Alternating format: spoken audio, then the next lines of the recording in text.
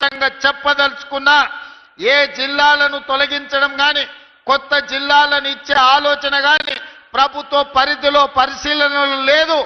ఎన్నడైనా జిల్లాలను పునర్వ్యవస్థీకరించాలి లేకపోతే రేషనలైజ్ చేయాలి అని అంటే బహిరంగంగా ప్రజలకు చెప్పి శాసనసభలో చర్చ చేసి ప్రతిపక్షాల సూచనలు తీసుకున్న తర్వాతనే జిల్లాల గురించి ఆలోచన చేస్తాం. ఎవరు ఎన్ని కుట్రలు చేసినా ఎన్ని అపోహలు సృష్టించాలని ప్రయత్నం చేసినా భూపాలపల్లి ప్రాంతం చైతన్యవంతమైన ప్రాంతం.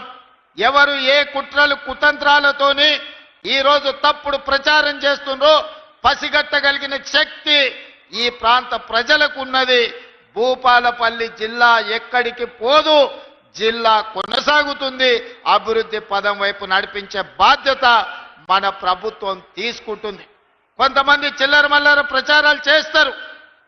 తాత్కాలికమైన రాజకీయ లబ్ధి కోసం వాళ్లకు తప్పుడు ప్రచారం చేయడం, ఈ ప్రాంతం మీద విషం చిమ్మడం తప్ప వాళ్ళు చేయగలిగిన ప్రయత్నం ఏదీ లేదు.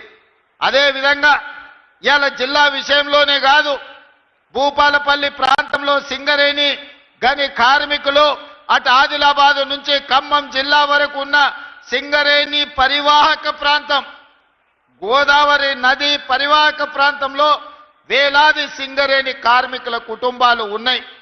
మెడికల్ అన్ఫిట్ ఏదైతే మీకు బోర్డు ఉన్నదో కాంగ్రెస్ పార్టీ ఆ బోర్డును రద్దు చేస్తుంది. భవిష్యత్తులో సింగరేణి కార్మికులకు వాళ్ళ వారసత్వ ఉద్యోగాలు కానీ మెడికల్ బోర్డు ఇచ్చే అన్ఫిట్ సర్టిఫికెట్ తోని వాళ్ళ కుటుంబ సభ్యులకు వచ్చే ఉపాధి అవకాశాలు పోతాయి. మిమ్మల్ని కాంగ్రెస్ పార్టీ మోసం చేస్తుందని కొంతమంది తప్పుడు ప్రచారం, విషపు ప్రచారం చేస్తున్నారు. అసలు ఈ ఆలోచన ఎక్కడి నుంచి వచ్చిందో, ఈ అవసరం ఎవరికి ఉన్నదో నాకైతే అర్థం కాలేదు. అందుకే మిత్రులు జనక్ ప్రసాద్ గారికి, పెద్దలు దుద్దిల్ల శ్రీధర్ బాబు గారికి నేను విజ్ఞప్తి చేస్తున్నా, ఎవరైనా ఇట్లాంటి తప్పుడు ప్రచారాలు చేసి మెడికల్ బోర్డు విషయంలో విషము చిమ్ముతే వాళ్ళను అందరినీ మోకాళ్ళ మీద కూర్చోబెట్టి 4 ఈపుల మీదంగా దెబ్బలేయండి. ఎందుకు అనంటే ఆ ఆలోచననే ప్రభుత్వ పరిశీలనలో లేదు. కార్మికులు కోరుకున్న విధంగా కార్మికులకు మేలు చేయడానికి రాష్ట్ర ప్రభుత్వం ప్రయత్నం చేస్తుంది తప్ప కార్మికులకు నష్టం కలిగించే ఏ నిర్ణయము ఈ ప్రభుత్వం తీసుకోదు. ఇవాళ ప్రజా ప్రభుత్వం అధికారంలోకి వచ్చిందంటే సింగరేణి బొగ్గు గని కార్మికులు నిండు మనసుతో పనిచేయడమే కాదు, మీరు గుండెల నిండా ఊపిరి పీల్చుకొని భుజాల మీద కాంగ్రెస్ పార్టీ జెండాను మోసిండ్రు కాబట్టి ఈరోజు ప్రజా ప్రభుత్వం అధికారంలో ఉన్నది. ఈ ప్రభుత్వం మీది మీ సమస్యల్ని పరిష్కరించే బాధ్యత ఈ ప్రభుత్వం తీసుకుంటుంది తప్ప కార్మికులకు నష్టం వచ్చే ఏ పని కూడా ఈరోజు మా ప్రభుత్వము చెయ్యదు. అదేవిధంగా డిస్మిస్ కార్మికులకు సంబంధించి 217 మంది ఉన్నారని మిత్రులు గండ్ర సత్యనారాయణరావు గారు నా దృష్టికి తీసుకొచ్చిండ్రు. ఈ సమస్యను ఏ విధంగా పరిష్కరించాలనో తప్పకుండా ప్రభుత్వము పరిష్కరిస్తుంది. అదేవిధంగా ఈనాడు గృహ నిర్మాణ శాఖ మంత్రివర్యులు వేదిక మీద ఉన్నారు, వారిని మనస్ఫూర్తిగా నేను అభినందిస్తున్నా.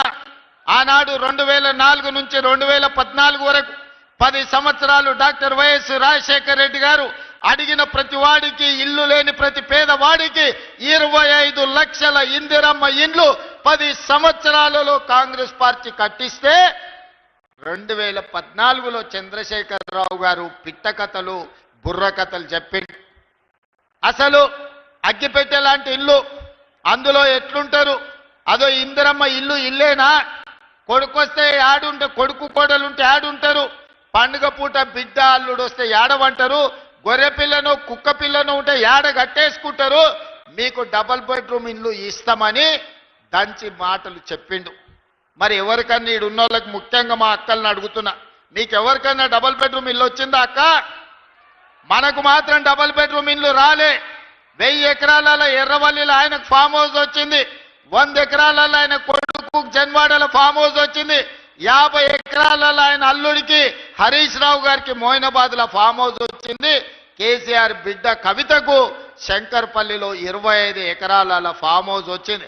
ఆయనే కాదు, ఆయనకు మందు గోళీలు అందించే సంతోష్రావు కూడా 20-30 ఎకరాల ఫామ్ హౌస్ వచ్చిందయా. ఇక రాంది ఎవరైనా ఉన్నారంటే ఎర్రవల్లి ఫామ్ హౌస్లో కేసీఆర్ క్లాస్మేట్ ఉంటాడు ఒక ఆయన జాంగీర్ అని, చదువుకున్నప్పటి నుంచి ఆయనతోనే ఉన్నాడు. నిన్నగాక మొన్న ఆయన చేతికి దట్టి కట్టింది కూడా గాయననే జాంగీర్. జాంగీర్కి ఒక్కడికే ఏం రాలే పాపం, చూస్తూనే ఉన్నాడు ఆయన క్లాస్మేట్ కింది నుంచి పైకి ముఖ్యమంత్రి అయిండు దిగిపోయిండు, కానీ జాంగీర్కు మాత్రం న్యాయం చేయలే. ఇవాళ అది పరిస్థితి. మీకు మాత్రం ఇన్ని ఫామ్ హౌస్లు వచ్చి